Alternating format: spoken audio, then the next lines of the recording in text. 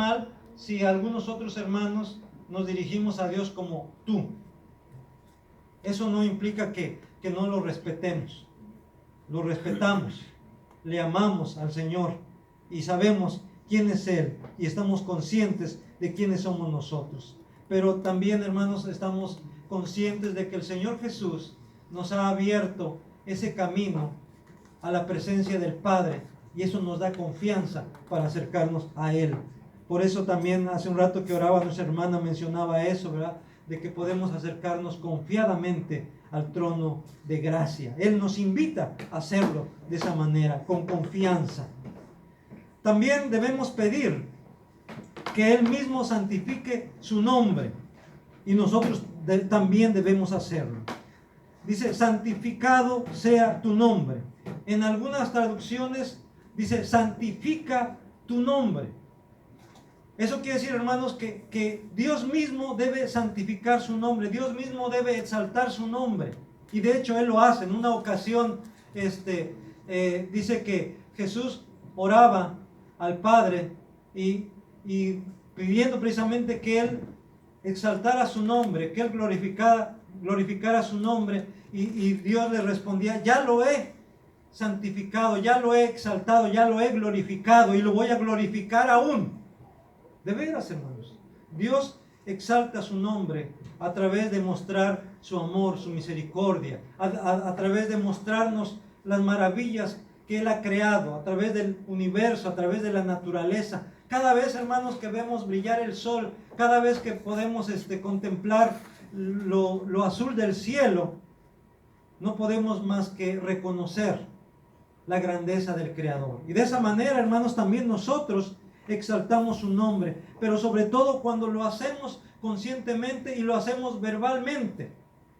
Dice la Escritura que con el corazón se cree para justicia, pero con la boca se confiesa para salvación. Porque cuando confesamos con nuestra boca la grandeza del Señor, estamos exaltando su nombre, levantando su nombre, glorificando su nombre para testimonio de los que nos escuchan, pero también, hermanos, para testimonio del mundo espiritual.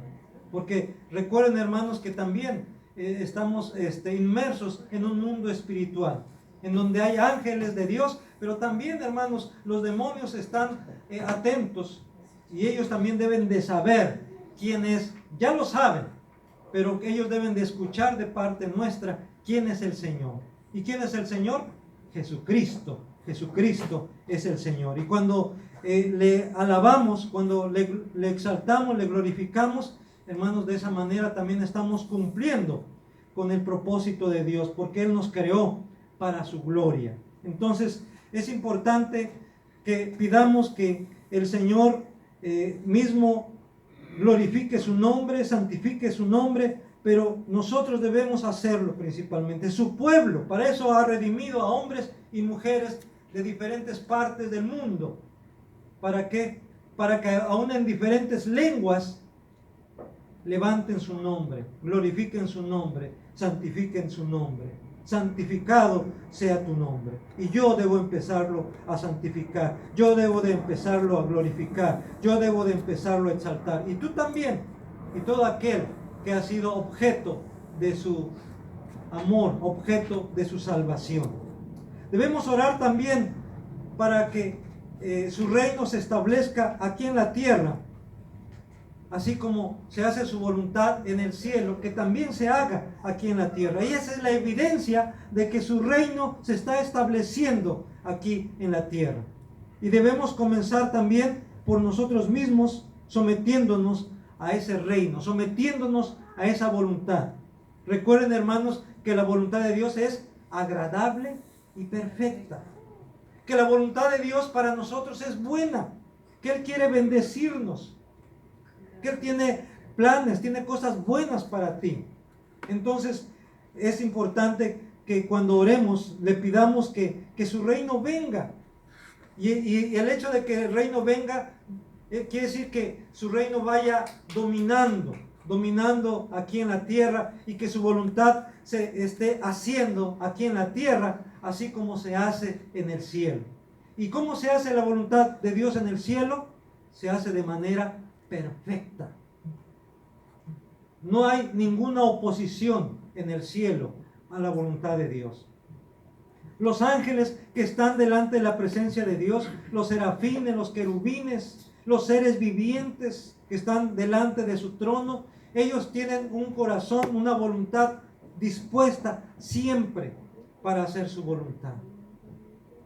Entonces, Dios quiere, hermanos, que aquí en la tierra también, los hombres, las mujeres, los habitantes de las naciones, también tengan un corazón dispuesto para hacer su voluntad, para obedecerle constantemente. Por eso dice, venga tu reino, venga a nosotros tu reino. Hágase tu voluntad como en el cielo, así también en la tierra. Pero hermanos, si este deseo es sincero, como debe de ser, entonces nosotros debemos estar dispuestos, primeramente nosotros, primeramente tú, a someterte a esa voluntad de Dios. Y de esa manera, cuando pidas que se haga su voluntad, lo estarás haciendo con autoridad, porque tú misma estás sometiéndote a la voluntad de Dios. Y Dios va a conceder esa petición. ¿Por qué? Porque dice que si te deleitas en el Señor, Él va a conceder las peticiones de tu corazón. Y una de las peticiones principales debe ser que su reino venga, que venga a tu vida, que venga a tu hogar, que venga a su iglesia, a su pueblo, que venga a tu colonia, que venga a tu ciudad. Deseamos que el reino de Dios se establezca cada vez de una manera más clara en la ciudad de Tijuana. ¿Para qué? Para que haya menos violencia, para que haya más justicia, para que haya más armonía en los hogares, para que haya más amor entre esposos, entre hermanos, entre los hijos. De esa manera, porque el reino de los cielos no es comida ni bebida, sino justicia, paz y gozo en el Espíritu Santo. Así dice su palabra. También debemos orar porque Dios supla nuestras necesidades básicas. ¿Y cuáles son las necesidades básicas? El alimento, el vestido, el hogar, un techo donde vivir. Y cuando oramos esta oración, hermanos, del Padre Nuestro, le decimos, el pan nuestro de cada día, dánoslo hoy. El pan de este día, dame hoy. Lo que necesito, dámelo hoy. Y eso, hermanos, los comentaristas coinciden en que de esa manera estamos pidiéndole a Dios que Él sea nuestro proveedor. Estamos demostrando que reconocemos que dependemos de Él cada día. Y esto es muestra, hermanos, de fe, de confianza, de obediencia a Él, cuando le pedimos que nos dé el sustento de cada día, que nos dé el vestido que necesitamos para este día. Eso implica, hermanos, cuando se pide por el pan de cada día, se está pidiendo porque Dios supla las necesidades de nuestra vida, necesidades físicas, cada día. Que Él sea nuestro sustentador, que Él sea nuestro proveedor. Y uno de los nombres de Dios precisamente es eso, que Él es el proveedor, que Él es el sustentador. Entonces, hermanos, cada vez que nos acerquemos al Señor, pidámosle que nos dé de lo necesario. Que no nos dé demasiado, porque muchas veces, hermanos, es lo que ha pasado con el ser humano. Cuando Dios lo bendice de más, se olvida de Dios. Hemos visto personas que han estado en necesidad y que cuando han estado nosotros mismos, que hemos estado en necesidad, ¿cómo buscamos el rostro de Dios? ¿Cómo nos acercamos a Dios? ¿Cómo clamamos delante de Dios? Pero cuando ya pasamos ese tiempo, cuando pasamos esa necesidad, cuando Dios ha provisto y ha provisto más de lo que le pedimos y más de lo que nos imaginamos, nos olvidamos de Dios. Y muchas veces, hermanos, quizás usted ha pedido algo y Dios no se lo ha dado. ¿Sabe por qué no se lo ha dado? Porque Dios sabe que aquello no va a ser de bendición para su vida. Porque Él lo sabe todo. Él conoce todo. Y muchas veces Él no nos da aquello que le hemos pedido porque en el futuro aquello podría redundar en perjuicio nuestro y en perjuicio de los que nos rodean, y por eso Dios no nos concede esa petición. Entonces, danos hoy nuestro pan de cada día, lo que hoy necesito, lo que hoy necesito para comer, lo que hoy necesito para vestir. Dame un techo donde pueda vivir, donde pueda resguardarme del calor, resguardarme del frío cuando hace frío, ¿verdad? Del viento cuando hace viento. Y Dios, hermanos, lo ha hecho, ¿verdad? Lo ha hecho hasta ahora, ¿o no? Amén. ¿Verdad que sí? Entonces, por eso, hermanos, debe haber gratitud en nuestro corazón siempre. También ahí, hermanos, se está pidiendo por el perdón de nuestros pecados. Es esencial, hermanos, también tener la seguridad de que nuestros pecados son perdonados. Es verdad que la muerte de Jesús, su sacrificio es suficiente para perdonar todos nuestros pecados, y no solamente los nuestros, sino dice aún de todo el mundo. Pero también es cierto, hermanos, que el Señor quiere que continuamente estemos acercándonos a Él para pedir perdón por nuestros pecados, y de esa manera Él confirma su perdón en nosotros. Dice su palabra que si confesamos nuestros pecados, Él es fiel y justo para perdonar nuestros pecados y limpiarnos de toda maldad. Si alguno hubiere pecado, dice, ¿alguno habrá pecado? Todos hemos pecado. Pero dice, si alguno hubiere cometido pecado, si alguno ha pecado, hay una buena noticia. Abogado tenemos para con el Padre, a Jesucristo el justo. Entonces lo único que tenemos que hacer es ir a Él, confesar nuestro pecado, pedirle perdón, y Él nos va a perdonar y nos va a limpiar de nuestro pecado. Por eso en la oración del Señor está incluida esta petición: y perdona nuestras deudas, así como nosotros hemos perdonado a los que nos deben. Y perdona nuestras ofensas, así como nosotros hemos perdonado ya a los que nos han ofendido. Esto es importante, hermanos, notar, porque dice el Señor Jesús, dentro de 8 días vamos a hablar más ampliamente sobre esto: si no perdonamos a los hombres sus ofensas, sus faltas que cometen contra nosotros, dice el Señor Jesús, tampoco vuestro Padre Celestial nos perdonará a nosotros nuestras ofensas. Ahora, esto no es un condicionante. Dios siempre está dispuesto a perdonarnos, pero Él quiere, hermanos, es su voluntad que nosotros también aprendamos a perdonar. Y la mejor manera en que nosotros vamos a aprender a perdonar es estando conscientes de cuánto Dios nos ha perdonado. Porque al que más se le perdona, más ama, dice la palabra del Señor.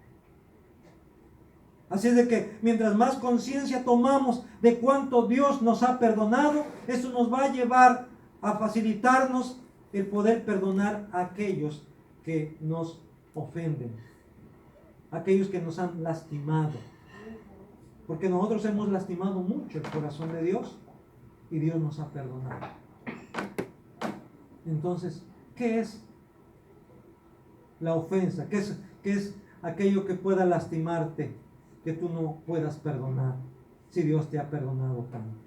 Por eso dice claramente: perdona nuestras deudas como también nosotros hemos perdonado a nuestros deudores.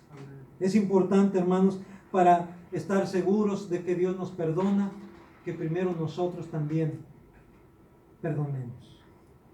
Porque si no perdonamos, hermanos, ¿cómo nos vamos a acercar a Dios? Como alguien diría, ¿con qué cara vamos a acercarnos a Dios para que Él nos perdone si yo no quiero perdonar al que me ha ofendido? Y no mucho, porque somos muy delicados, porque queremos que nos traten con pincitas. Y nosotros, hermanos, ¿cómo tratamos a los demás?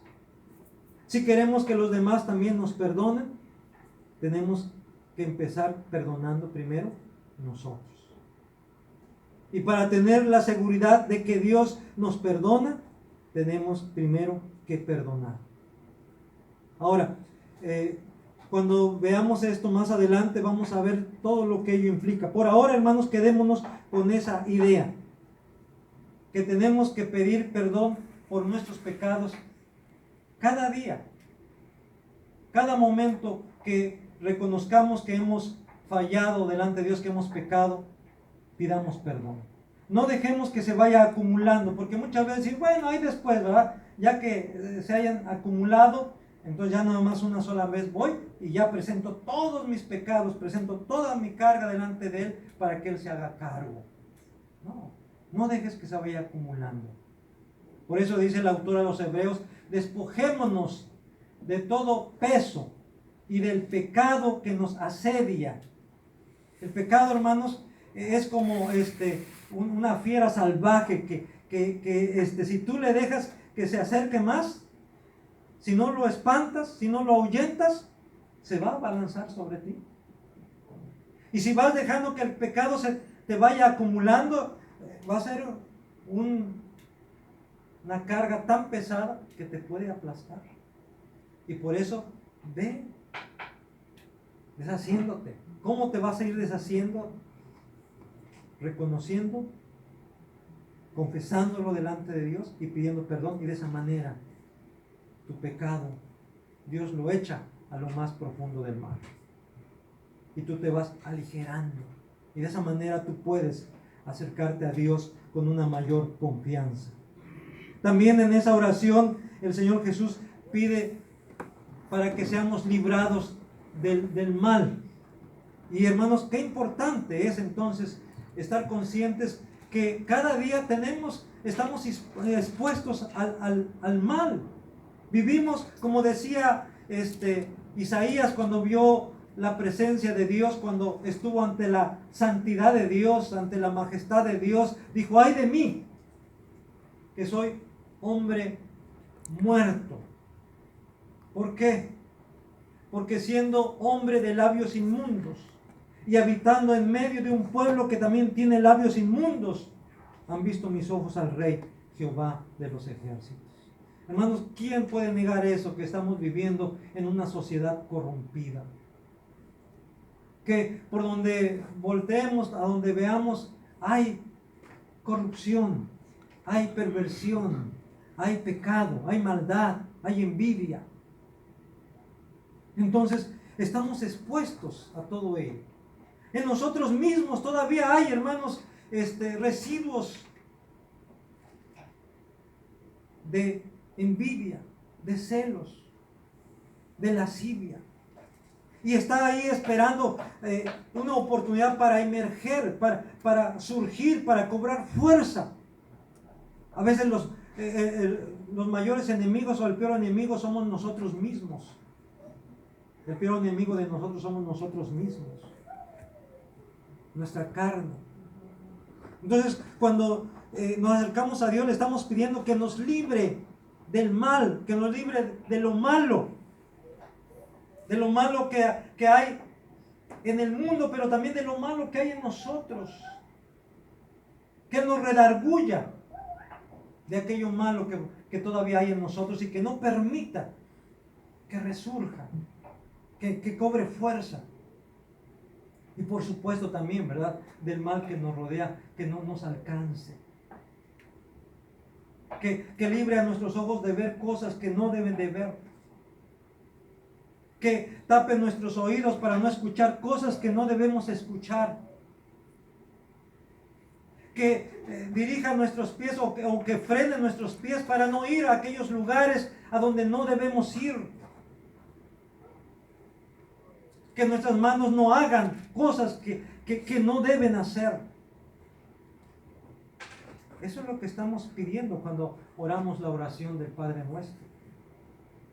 Y por supuesto, ¿verdad? Queremos tomar una actitud positiva y hacer que nuestros pies vayan a donde Dios quiere que vayamos, a donde vamos a honrar a Dios. que nuestros hermanos hagan cosas que glorifiquen a Dios, que sean de beneficio para nosotros, para nuestra familia, de bendición para nuestra familia, para nuestro prójimo. Que nuestros ojos se fijen en aquellas cosas que son también de edificación y sobre todo nuestros ojos puestos en Jesús. Y que nuestros oídos, ¿verdad?, estén abiertos primeramente a la voz de Dios, pero también a aquellas cosas que van a edificarnos, que van a ayudarnos a construir nuestra vida. Líbranos del mal, pero sobre todo líbranos del malo, porque detrás de todo eso, hermanos, de esa maldad está el malo. ¿Y quién es el malo? ¿Quién es el maligno? Satanás. Satanás, el diablo. Él es el adversario de nuestra alma. Él quiere destruirnos. Dice el apóstol Pedro que el diablo anda como león rugiente, buscando a quien devorar. Y en su afán de destruirnos, de devorarnos, es capaz, es tan cínico de disfrazarse aún como un ángel de luz, dice, con tal de engañar aún a los escogidos. Por eso el Señor oraba: líbranos del mal. Ustedes cuando oren así, de esta manera: y líbranos del mal, líbranos del mal. No nos metas en tentación, no nos dejes caer en tentación. Al contrario, dice, líbranos del mal, de lo malo. Ahora, ¿qué nos garantiza, hermanos, que estas peticiones van a ser contestadas? Bueno, al final de la oración, ¿verdad?, algunos incluso consideran que esto fue ya una añadidura posterior que se hizo ya, y ellos le llaman un agregado litúrgico. Pero yo no sé si Jesús pronunció esto o después ya se le agregó. Pero lo que sí sé y lo que sí entiendo es que lo que viene al final es una reafirmación de quién tiene el control aún sobre el mal. ¿Y quién es el que tiene el control, hermano? Dios. Lo hemos dicho. Incluso en la mañana en la escuela dominical, ¿verdad?, escuchamos testimonio de esto de parte de ustedes. Que quién es el que tiene el control es Dios. Y por eso termina diciendo, porque tuyo es el reino, el poder y la gloria por todos los siglos. Porque sé que voy a tener el pan de cada día, porque tú, Señor, eres el rey, porque tú gobiernas, porque tuyo es el reino, tanto en el cielo como en la tierra. Porque sé que tú vas a suplir todas mis necesidades, porque tú tienes el control, porque tú eres mi provisor. Porque sé que mis pecados han sido perdonados, o porque sé que vas a perdonar mis pecados, porque tú te ofreciste y pagaste por mis pecados. Ahí está la garantía. Y por eso yo sé que mis pecados han sido perdonados, han sido lavados. Amén. Porque sé que tú me vas a librar del mal y aún del malo. Porque tuyo es el reino, el poder. Porque tú tienes más poder que Satanás y todos sus demonios juntos. De veras, hermanos. Él es poderoso. O como Hulda decía cuando estaba chiquita, Dios es poderosísimo, ¿verdad? ¿Verdad que sí? Amén. Entonces, porque tuyo es, por eso, hermanos, debe haber esa confianza. Cuando pidamos a Dios, cuando nos acerquemos a Dios, debemos tener esa confianza de que Él va a responder, de que Él va a actuar, de que no va a haber nada que impida que su voluntad se haga aquí en la tierra como se hace en el cielo. Porque de Él es el reino, el poder y la gloria. ¿Por cuánto tiempo? Por los siglos de los siglos, por siempre.